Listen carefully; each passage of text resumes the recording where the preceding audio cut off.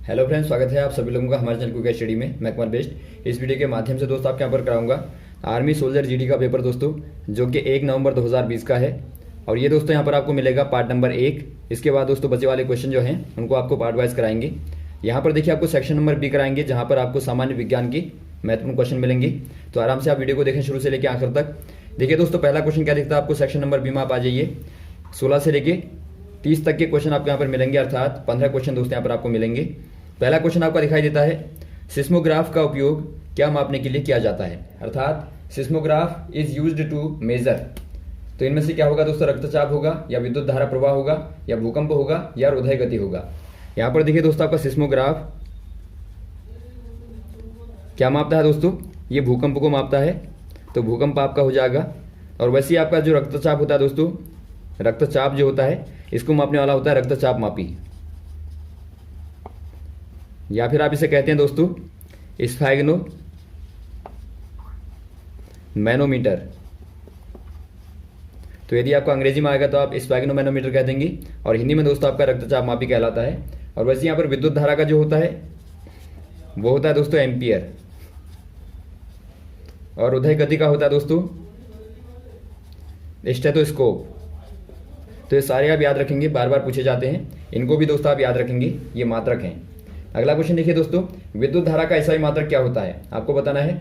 SI unit of current, ये दोस्तों आपको पहले बता दी यहाँ पर ऊपर हमने आपको। जो विद्युत धारा का मात्रक होता है एसआई में दोस्तों, सेकंड निकाय पद्धति में, वो होता है एम्पियर। और वैसे यहाँ पर देखिए जूल जो होता है दोस्तों, वो कार्य तथा ऊर्जा का मात्रक होता है, एसआई मात्रक होता है। और वैसे कूलाम होता है आवेश का मात्रक, आवेश का मात्रक हो जाएगा। और वैसे ही दोस्तों वाट जो होता है, वाट शक्ति का मात्रक होता है, शक्ति अर्थात पावर का मात्रक, ये पावर हो जाएगी, ये चार्ज हो जाएगा। और ऊर्जा मतलब आपका एनर्जी हो जाएगी, कार्य मतलब वर्क हो जाएगा। तो इनके दोस्तों मात्रक आप याद रखेंगे जो कि आपके एसआई पद्धति में है। यहाँ पर आप पद्धति को भी साथ में याद रखेंगे, क्योंकि बहुत बार दोस्तों आपको पूछा जाता है कि बताइए सीजीएस पद्धति में क्या होगा, तो वहां पर आपको पता होना चाहिए। अगला क्वेश्चन देखिए दोस्तों, हमारे शरीर में स्नायु क्या कार्य करता है, क्या जोड़ता है, अर्थात इन आर बॉडी लिगामेंट्स कनेक्ट, क्या जोड़ते हैं दोस्तों, मांसपेशियों को मांसपेशियों से, या मांसपेशियों को हड्डियों से, या मांसपेशियों को चमड़ी से, या हड्डी को हड्डी से।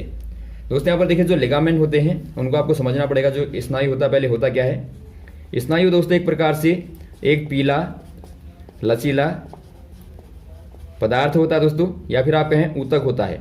ऊतक के बारे में आपको हमने टॉपिक कराया था। तो हमारे शरीर में दोस्तों हर एक पार्ट क्या होता है, एक प्रकार से ऊतकों से मिलकर बना होता है। तो ये दोस्तों एक प्रकार का पीला लचीला ऊतक होता है दोस्तों, और ये जो काम करता है ये हड्डियों को हड्डी से जोड़ने का कार्य करता है। तो आप याद रखेंगे, ये हड्डी के जोड़ों में दोस्तों इस प्रकार से होता है। माना ये जोड़ आपका एक हड्डी का है, तो दूसरी वाली हड्डी यहाँ पर होगी, तो बीच में दोस्तों ये जोड़ने वाला इस प्रकार की पट्टी होती है, और इस प्रकार से दोनों को जोड़ता है। तो यहाँ पर ऑप्शन नंबर आपका कौन सा वाला हो जाएगा, ऑप्शन नंबर दोस्तों आपका डी वाला सही हो जाएगा। अगला क्वेश्चन देखिए दोस्तों, रेलगाड़ी के अचानक रुकने से आदमी, अर्थात when a moving train stop suddenly then a man tends to fall. दोस्तों यहाँ पर देखिए, जब अचानक चलती हुई रेलगाड़ी जब अचानक रुक जाए, तो उसमें बैठे हुए जो आपके यात्री होते हैं, व्यक्ति होते हैं, वो दोस्तों कहाँ को गिरेंगे आपको बताना है। ये ऊपर की ओर, या आगे की ओर, या पीछे की ओर, या नीचे की ओर। ये दोस्तों हमेशा ही देखिए, जब ट्रेन चल रही होगी, गतिमान होगी दोस्तों, तब यदि आपका बैठे हुए व्यक्ति की बात करें तो हमेशा ही दोस्तों आगे की ओर झुकेंगे। क्योंकि ये रीजन क्या होता है आपको यहाँ पर ध्यान देना पड़ेगा। ये दोस्तों आपका गति का प्रथम नियम है, गति का प्रथम नियम। बार बार क्वेश्चन ये भी आता है दोस्तों कि बताइए ये वाला जो है गति का कौन सा वाला नियम है। तो यहाँ पर ही आपका क्वेश्चन बन सकता था कि बताइए इसमें कौन सा वाला गति का नियम लगता है। तो इसमें दोस्तों प्रथम गति का नियम लगता है। प्रथम गति का नियम क्या कहता है दोस्तों, कोई भी वस्तु तब तक चलती रहती है, गतिमान अवस्था में रहती है, या फिर विराम अवस्था में रहती है, जब तक उस पर कोई बाह्य बल कार्य न करे। तो यहाँ पर देखिए, जब आप ट्रेन पर बैठे रहते हैं, अब देखिए दोस्तों जब अचानक ट्रेन रुकती है तो वहाँ पर क्या होता है, जो आपका नीचे वाला भाग है जो ट्रेन के संपर्क में है वो तो अचानक रुक जाएगा, लेकिन जो ऊपर वाला भाग होगा वो रुकने का विरोध करता है। क्या होता है वहाँ पे, जड़त्व आपका आता है, जड़त्व अर्थात इनर्शिया आपका आता है दोस्तों। तो क्या करता है दोस्तों, रुकने का विरोध करता है, और वो लगातार गति में रहता है। तो इसीलिए आपका नीचे वाला भाग रुक जाता है, आगे वाला भाग गतिमान होने के कारण आगे को झुक जाता है। और वैसे यहाँ पर देखिए, यदि आपका अचानक आप बैठे हुए हैं और गाड़ी विराम अवस्था में है, तो अचानक चलने से क्या हो जाएगा, आप पीछे की ओर जाएंगे। तो वहाँ पर भी क्या होगा, वहाँ पर भी आपका बिल्कुल सेम रीजन है। तो यहाँ पर क्या होता है दोस्तों, यहाँ पर आपकी बॉडी विराम अवस्था में है उसके साथ में संपर्क में, लेकिन जब अचानक चलेगी तो नीचे वाली गतिमान हो जाएगी, लेकिन ऊपर वाला हिस्सा आपका विराम अवस्था में ही रहेगा क्योंकि वो गति का विरोध करेगा। तो इसीलिए दोस्तों आपको पीछे की ओर धक्का लगता है इस वाले केस में। तो दोनों को ही आप याद रखेंगे और ये गति का प्रथम नियम का उदाहरण है दोस्तों। तो ऑप्शन नंबर आपका हो जाएगा दूसरा वाला, आगे की ओर झुक जाएंगे।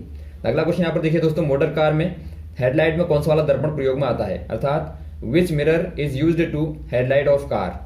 दोस्तों यहाँ पर देखिए जो आपका हेडलाइट होती है, अर्थात जो आपके आगे के दोस्तों प्रकाश को फैलाने वाले एक प्रकार से दर्पण होते हैं, उनमें किसका इस्तेमाल किया जाता है आपको बताना है।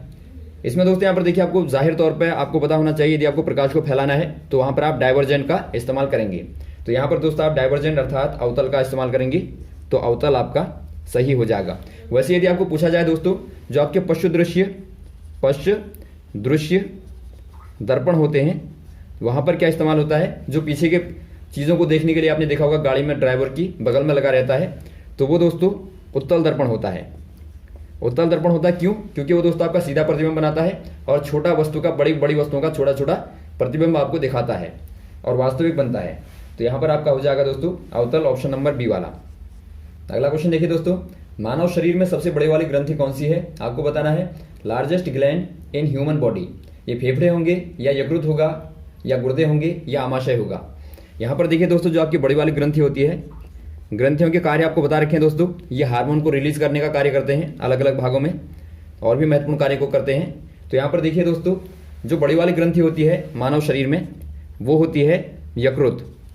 यकृत या फिर आप कहें दोस्तों इसे जिगर भी कहते हैं, देखिए तो जिगर भी आप कहते हैं इसको। तो यहाँ पर यदि आपका जिगर लिख के आता है दोस्तों, वहाँ पर आप टिक करते हैं, तो यहाँ पर आपका जिगर में हो जाएगा, अर्थात ऑप्शन नंबर बी में आपका सही हो जाएगा। और यदि आप इंग्लिश में बोलेंगे तो आपका लिवर आप इसको कहते हैं, तो अंग्रेजी में दोस्तों आप लिवर कहते हैं। और वैसे यदि आपको छोटी ग्रंथि पूछी जाए तो वो दोस्तों आपकी होती है पीयूष ग्रंथि, या फिर आप उसे कहते हैं पिट्यूटरी, या फिर दोस्तों इसे आप कहते हैं मास्टर। तो ये दो तीन एक नाम है, मास्टर ग्रंथि भी आप कहते हैं। तो ये नाम दोस्तों आपको अलग अलग प्रकार के आने चाहिए, अन्यथा आपको कंफ्यूजन पैदा हो जाएगा। अगला क्वेश्चन देखिए दोस्तों, रेबीज रोग किसके कारण होता है, अर्थात आपको बताना है रेबीज डिजीज ड्यू टू, ये दोस्तों कुत्ते के काटने से या दूषित वायु से या प्रदूषित भोजन से या प्रदूषण से। ये दोस्तों यहाँ पर होता है कुत्ते के काटने से। यहाँ पर देखिए कुत्ते या बिल्ली या फिर दोस्तों बंदर आदि के काटने से रेबीज रोग होता है। तो यहाँ पर आपको कुत्ता दिया है, तो कुत्ते में आप टिक कर देंगे ऑप्शन नंबर ए वाले में। अगला क्वेश्चन देखिए दोस्तों, ऊर्जा का प्राकृतिक स्रोत क्या है, आपको बताना है नेचुरल सोर्स ऑफ एनर्जी। प्राकृतिक कहने का मतलब है दोस्तों जो पहले से प्रकृति में विद्यमान है, ऐसा ऊर्जा का स्रोत क्या है। यहाँ पर आपको ऑप्शन दिए हैं बिजली, घर्षण या बैटरी या फिर सूर्य। तो बहुत ही सिंपल है, सूर्य हो जाएगा दोस्तों। सूर्य यहाँ पर देखिए दोस्तों प्राकृतिक क्यों कहा जाता है, प्राकृतिक तौर पर सोर्स क्यों है दोस्तों, क्योंकि जितनी भी सारी ऊर्जाएं आप देख रहे हैं ये सारी की सारी दोस्तों आपके सूर्य की ऊर्जा के ही परिवर्तित रूप होते हैं। यहाँ तक कि आप यदि भोजन को भी देखें तो भोजन भी दोस्तों पेड़ पौधे कहाँ से प्राप्त करते हैं, प्रकाश संश्लेषण की क्रिया में दोस्तों भोजन बनाते हैं। तो वहाँ पर भी एक प्रकार से आप कह सकते हैं कि प्रकाश की उपस्थिति होती है, और उसी भोजन को दोस्तों पेड़ पौधों के द्वारा बनाए गए भोजन को हम लोग बाद में उपभोग करते हैं। तो वहाँ से हमारे शरीर में एक प्रकार से जो भोजन की ऊर्जा आती है वो भी दोस्तों एक प्रकार से सूर्य का ही सोर्स होता है। तो आप जितनी भी ऊर्जाएं देखते हैं दोस्तों, इनिशियली यदि आप देखें, मूल रूप से यदि आप देखें तो वो यहाँ से ही निकलती हैं। तो ऑप्शन नंबर यहाँ पर कौन सा हो जाएगा, आपका डी वाला सही हो जाएगा। अगला क्वेश्चन देखिए दोस्तों, निम्न में से कौन सा रक्त समूह सर्वग्राही होता है। सर्वग्राही मतलब प्रत्येक व्यक्ति उसको ले सकता है, उसे आप सर्वग्राही बोलते हैं। अर्थात आपको बताना है which of the following is universal receipt of blood. तो इनमें आपका दोस्तों कौन सा हो जाएगा, ए पॉजिटिव होगा, बी पॉजिटिव होगा या ए बी पॉजिटिव होगा या ओ पॉजिटिव होगा। इनमें दोस्तों ए बी पॉजिटिव हो जाएगा। ए बी पॉजिटिव दोस्तों क्या होता है, एक प्रकार से सर्वग्राही होता है, अर्थात कोई भी व्यक्ति दोस्तों इसको ले सकता है।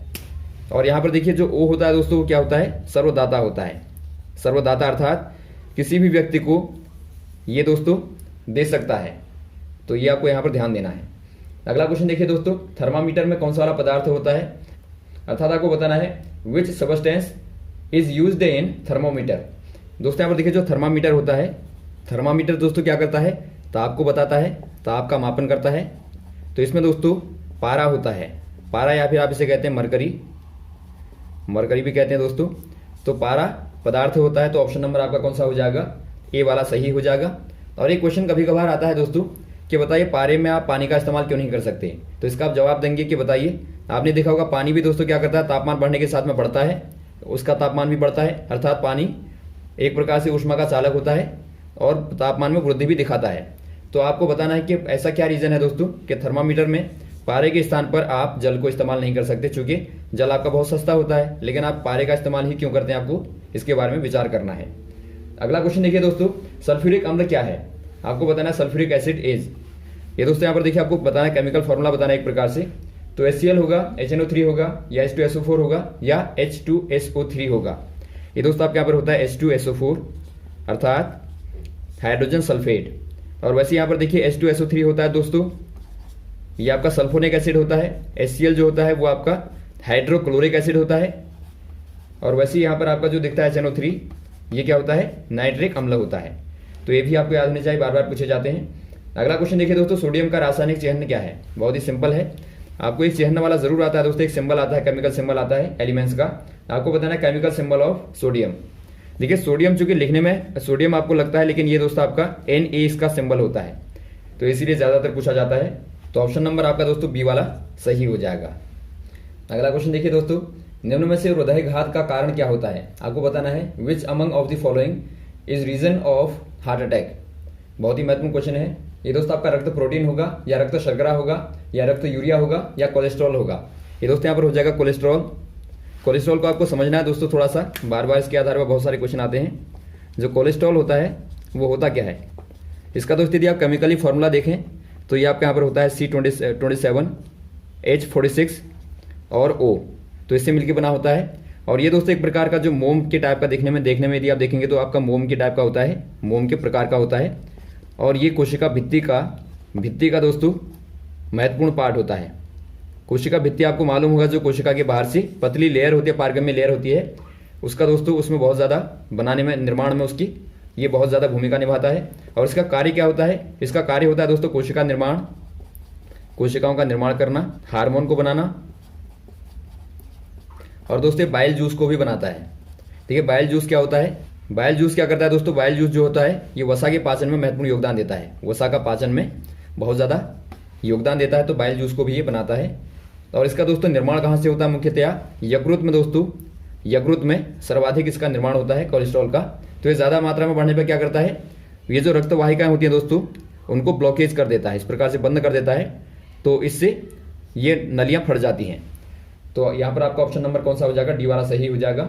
अगला क्वेश्चन देखिए दोस्तों, कार्बन एवं हाइड्रोजन के यौगिक को क्या कहते हैं। आपको बताना है the compounds of carbon and hydrogen are called. दोस्तों यहाँ पर देखिए जो आपके हाइड्रोजन और कार्बन से मिलकर बने होते हैं उनको आप हाइड्रोकार्बन बोलते हैं, नाम से आपको मालूम हो रहा होगा, कार्बन और हाइड्रोजन। इसके एग्जाम्पल देखिए, जो आपका फॉर्मूला होता है, इसका मेन फॉर्मूला जो होता है दोस्तों उसे आप याद रखेंगे, बार बार पूछा जाता है। इसका जो फॉर्मूला होता है वो आपका होता है CnH2n+2। अब यहाँ पर देखिए n बराबर 1 2 3 आप नेचुरल नंबरों को रखेंगे तो आपको मिलेंगे। यदि आप 1 रखेंगे तो आपका C1H2+2 अर्थात CH4 मिलेगा, जो कि आपका क्या होता है, मीथेन होता है, मीथेन होता है। और वैसे आप यदि 2 रखेंगे तो आपका C2H2 अर्थात क्या बना आपका C2H6 बना, जो कि क्या होता है दोस्तों, एथेन होता है, एथेन होता है। और वैसे आप जाएंगे तो आपका प्रोपेन, ब्यूटेन, पेंटेन, इस प्रकार से लगातार आपको श्रृंखला मिलती है। तो जो हाइड्रोकार्बन होते हैं वो दोस्तों आपके 2 प्रकार के होते हैं, जिनमें आपके एलिफेटिक होते हैं और एरोमेटिक होते हैं। एलिफेटिक दोस्तों आपके ये तिरछे वाले श्रृंखला वाले होंगे, और एरोमेटिक में आपका बेंजीन टाइप के जो रिंग वाले होते हैं उनको आप बोलते हैं। तो यहाँ पर आपका ऑप्शन नंबर डी वाला सही हो जाएगा। अगला क्वेश्चन देखिए दोस्तों, बॉक्साइड किस धातु का अयस्क होता है, अर्थात आपको बताना है बॉक्साइड इज एन और ऑफ विच मेटल। दोस्तों यहाँ पर देखिए और का मतलब आपको समझना है पहले, अयस्क होता क्या है। जो और होता है दोस्तों, अयस्क होता है, ये क्या करते हैं, इनके द्वारा दोस्तों हम धातुओं को प्राप्त करते हैं। धातु अपने मूल रूप में क्या होती हैं, अशुद्ध होती हैं। मान लीजिए आपका कोई धातु है, बहुत अशुद्ध अवस्था में है, जब खानों से आपने निकाला तो उसको बाद में प्योरीफाई करने के बाद में भट्टियों के द्वारा या फिर आप जो भी क्रिया करके, केमिकल रिएक्शन करके उसको प्योर करते हैं, उसके बाद आप धातु को शुद्धतम रूप में प्राप्त करते हैं। तो यहाँ पर आपको पूछा गया कि बताइए बॉक्साइड किसका और होता है। जो बॉक्साइड होता है दोस्तों, ये जो और होता है इसका यदि आप फॉर्मूला देखेंगे तो फॉर्मूले से आपको मालूम हो जाएगा Al2O3 और 2H2O होता है। तो यहाँ से आपको क्लियर पता लगता है कि एल्युमिनियम जो है इसमें दोस्तों पर्याप्त मात्रा में पाया जाता है, तो ये एल्युमिनियम का क्या हो जाएगा, अयस्क हो जाएगा। तो यहाँ पर आपका ऑप्शन नंबर ए वाला सही हो जाएगा। और वैसे दोस्तों यदि आप बात करेंगे कॉपर की, तो इसका कॉपर का होता है दोस्तों कॉपर पायराइड। यदि आप देखेंगे CuFeS2, कॉपर पायराइड बार बार पूछा जाता है। और वैसे आप देखेंगे दोस्तों 10 का, तो 10 का होता है SnO2, इसे आप बोलते हैं कैसेटेराइड। और वैसे आप गोल्ड का देखें दोस्तों, तो गोल्ड का होता है AuTe2, इसे आप कहते हैं दोस्तों कैल्विराइट। तो इस प्रकार से आप इनको याद रखेंगे। यहाँ पर जो आपका Te इस्तेमाल हुआ है दोस्तों, T मतलब आपका होता है दोस्तों टेलुरियम, TELLURIUM, टेलुरियम। तो ये रही दोस्तों आपके महत्वपूर्ण क्वेश्चन जो आपने यहाँ पर देखे। उम्मीद आपको अच्छे लगे होंगे, और भी इस प्रकार के क्वेश्चन को आपको लगातार बताते रहेंगे दोस्तों। हमारे साथ भी बने रहेगा। Okay, thanks. जय हिंद, जय भारत।